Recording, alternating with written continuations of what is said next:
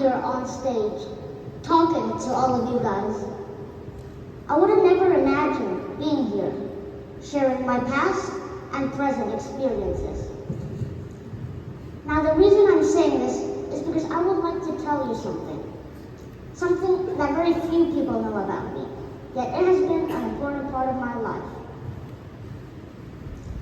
I had this condition that affects 1 out of 140 children in the world. It's a lot, right? It's called selective mutism. It's an anxiety disorder where a person can't speak in certain situations despite being able to perfectly fine. It's not about shyness, and neither is it a choice, but rather because of the anxiety.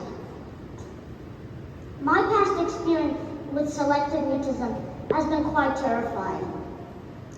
I started talking at a very young age, like around 2 years old. At home, I was a big chatterbox, and I couldn't stop yammering. But something caught my mom's attention when I started nursery. The teacher who worked there shared the news that I didn't let out a single word. My mom was surprised. She didn't know why. She was used to me talking to her, so she didn't understand. That's when my aunt suggested that I had selective mutism. When I first started school, I still had it, and I pretty much had it throughout the first year. But in year 3, that changed. My tutor named Mr. Mason was very special to me. He was very kind, caring, and very supportive.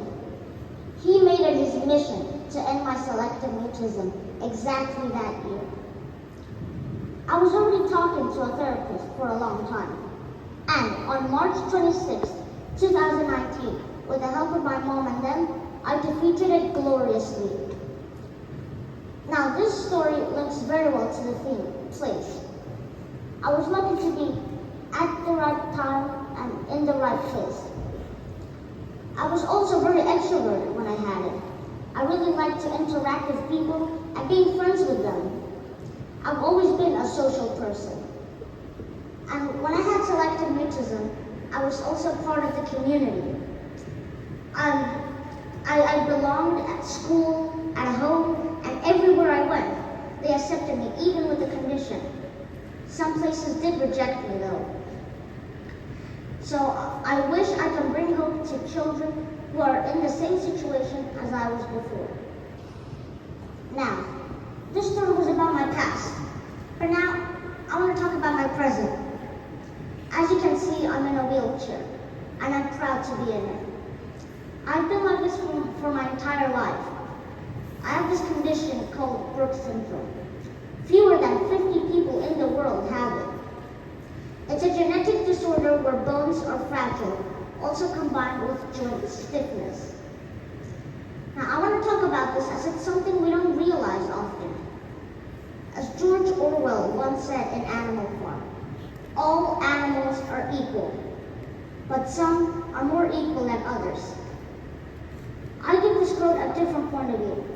Although we're all humans and basically the same, we have different opportunities, and sometimes it's unfair.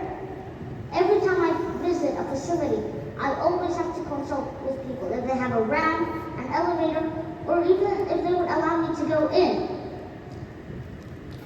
And sometimes these places aren't prepared for people like me. But we do find a lot of people that are willing to help, and it always makes us very happy.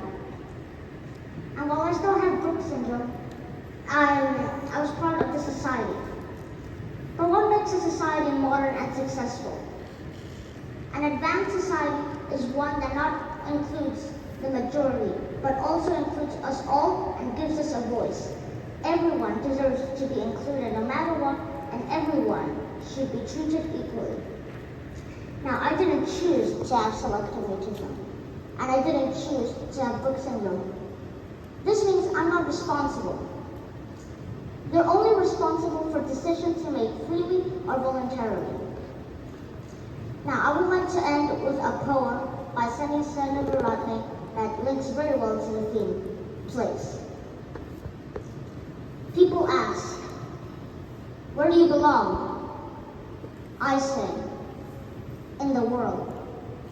In my father's hopes, in my mother's songs, but most of all, in the place inside myself, shining for my own future. Thank you.